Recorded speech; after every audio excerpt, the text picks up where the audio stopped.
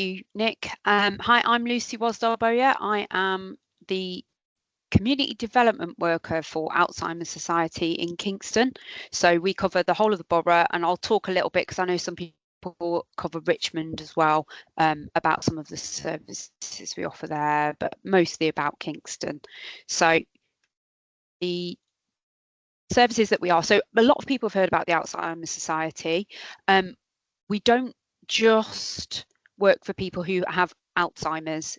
We cover anybody who is across the spectrum of dementia.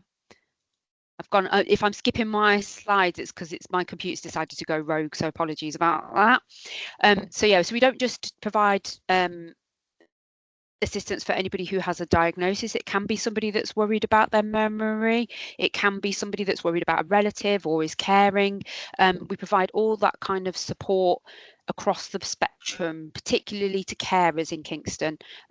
So we can offer a listening ear. We've got people locally, but also as a national service, which I'll talk about. We can offer those practical tips, like Dr. Vanessa was saying about driving, about legal matters. And we can offer opportunities to connect with others, which I think is really important, particularly for people who've newly got a diagnosis or who want to speak to people who are carers. My job is to deliver Dementia Friends awareness training as well for people. So I can offer sessions to anybody within Kingston, organisations, care homes, anybody that wants to learn more about dementia and make their services dementia friendly. So what do we offer? So dementia advisors, support groups, companion calls, online forums, and obviously my community sessions. So dementia advisors, what are they? So my colleagues, Emily, Jo and Layla, as Dr. Vanessa mentioned, all provide services to individuals, whether that be somebody who's living with dementia, somebody who's supporting somebody that's living with dementia, or if somebody's just a little bit worried about different things. So obviously memory does tend to be a big flag for people. But there's lots of things where people are a little bit unsure, or because there's more awareness of dementia and Alzheimer's particularly, people pick up on different symptoms.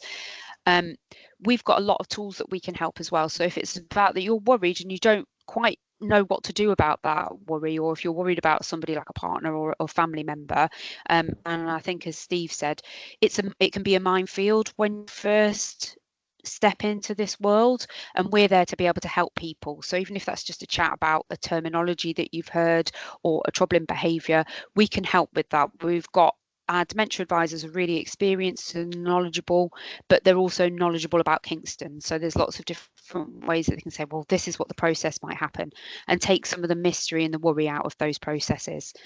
So we can offer things around information on benefits, so things like severe mental impairment for council tax, but also things around, well, what do I do about my driving licence? Is there an entitlement to something else to help me get around? Or things like legal matters, which can be really important for people to set up in the early days of having a diagnosis, like lasting power of attorney, like advanced directives. So we can help take down some of that terminology and some of the blockers that people face when they're already going through times where they might be needing that extra level of support.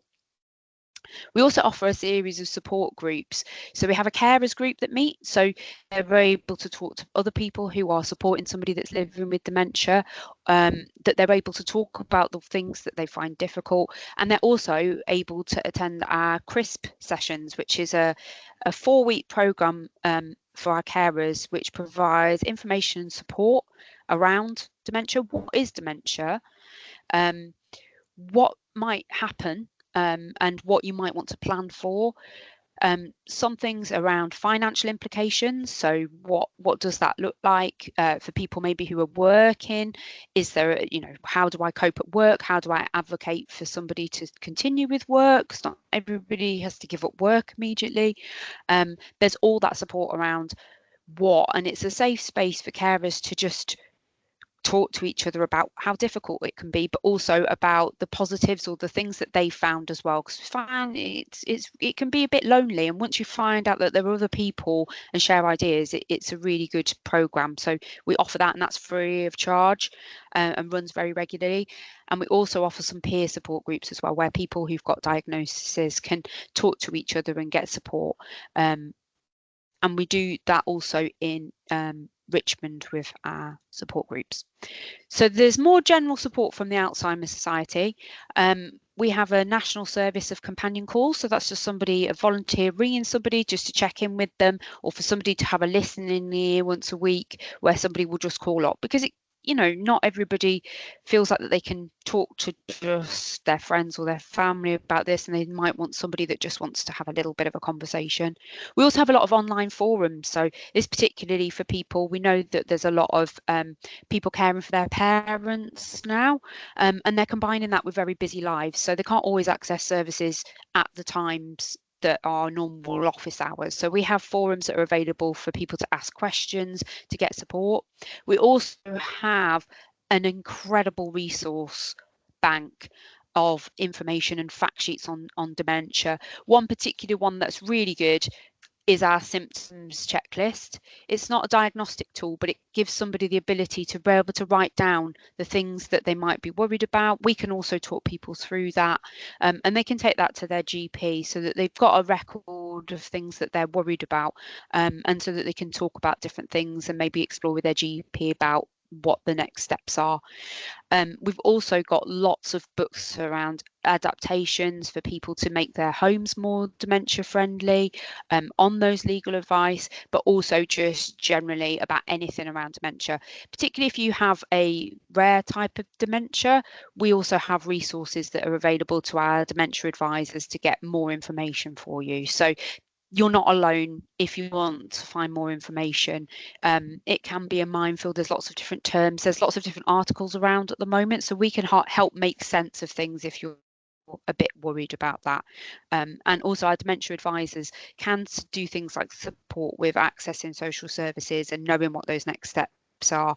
We can talk to people about what carers assessments will ask for, and what those entails.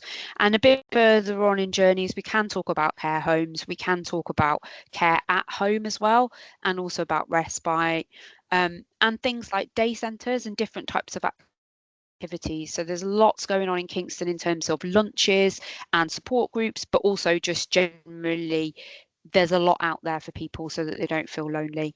We also have a dementia support line, which is one of our national services, so people can also do that thing. If they're not confident about the internet, we also have things that are available for people to be able to phone up and ask for help.